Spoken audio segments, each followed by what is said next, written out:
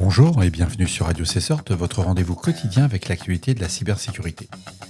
Nous sommes le jeudi 26 avril 2025, épisode 336, en direct de Perpignan. Je suis Marc-Frédéric Gomez et j'espère que vous allez bien.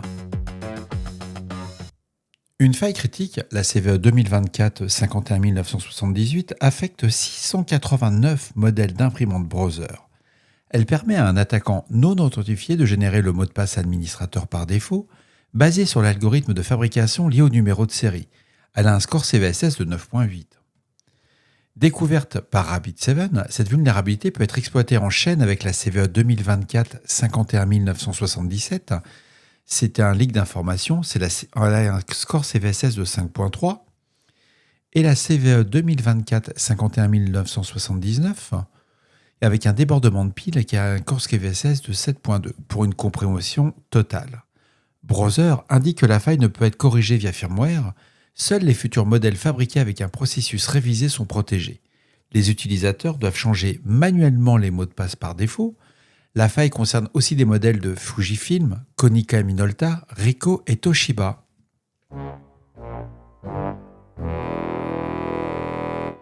Le groupe APT42, lié aux gardiens de la révolution iranienne, cible les chercheurs en cybersécurité, journalistes et enseignants en informatique israéliens. Selon Checkpoint, les attaquants utilisent des leurres via email et WhatsApp sans liens initiaux, pour gagner la confiance avant de rediriger vers des faux liens Google Meet ou Gmail. Les messages montrent des signes d'aide par génération d'IA. APT42 avait déjà été observé en 2024 dans des campagnes similaires contre des figures religieuses ou académiques.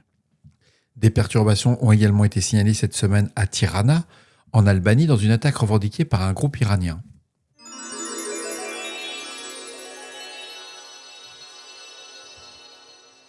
Le cluster CLCRI 1014, suivi par Unit 42 de chez Palo Alto Networks, cible depuis juillet 2023 des institutions financières africaines. Les attaquants utilisent des outils open source, Poche C2, Scheissel, Classroom, Spy, Mesh Central Agent. Leur objectif, c'est un accès initial qu'ils veulent revendre. C'est ce qu'on appelle des IAB, les fameux Initial Access Broker. Les charges utiles sont camouflées derrière des icônes d'applications légitimes comme Microsoft Teams ou Palo Alto Cortex. La persistance est assurée par service Windows, des fichiers LNK, les fameux fichiers liens, et des tâches planifiées. Les identifiants volés sont utilisés pour établir des proxys via Poche C2. On en avait déjà parlé un petit peu sur Radio Cessort il y a quelques semaines.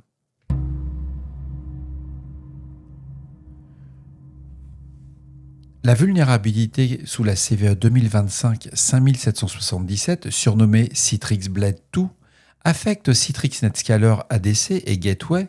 Elle a un score CVSS, alors c'est la V4 de CVSS, en 9.3, là c'est tendu. Elle permet à un attaquant non identifié de lire la mémoire d'un appareil configuré en Gateway ou en AAA Virtual Server et d'en extraire des tokens de session. Cette faille rappelle la CVE 2023-4966. Et il faut savoir que les versions affectées incluent le ADC 12.1-FIPS, ainsi que toutes les versions inférieures à la 12.1-55-328 FIPS. Tout ce qui est version inférieure à la 14.1-43.56, la 13.1-58.32.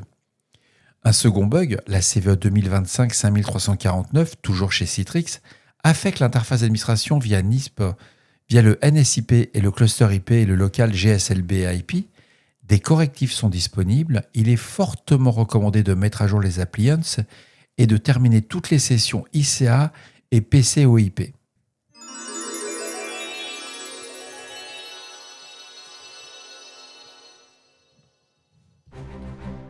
Et voilà, cet épisode de Radio Cessort du jeudi 26 juin 2025 touche à sa fin. J'espère qu'il vous apportera des informations claires et utiles. On se retrouve demain pour un nouvel épisode. Ne soyez pas inquiets, actuellement le site de radiocessort.org est en maintenance. J'ai pas le temps de m'en occuper, voilà, tout simplement. Il faut que je le remette en route et j'ai pas eu le temps. Donc je le remettrai en route, je pense, ce week-end, mais pas avant. Prenez soin de vous. À très bientôt sur Radio Cessort. D'ici là, restez vigilants, surveillez vos systèmes et surtout, on ne réfléchit pas, on patch. Au revoir.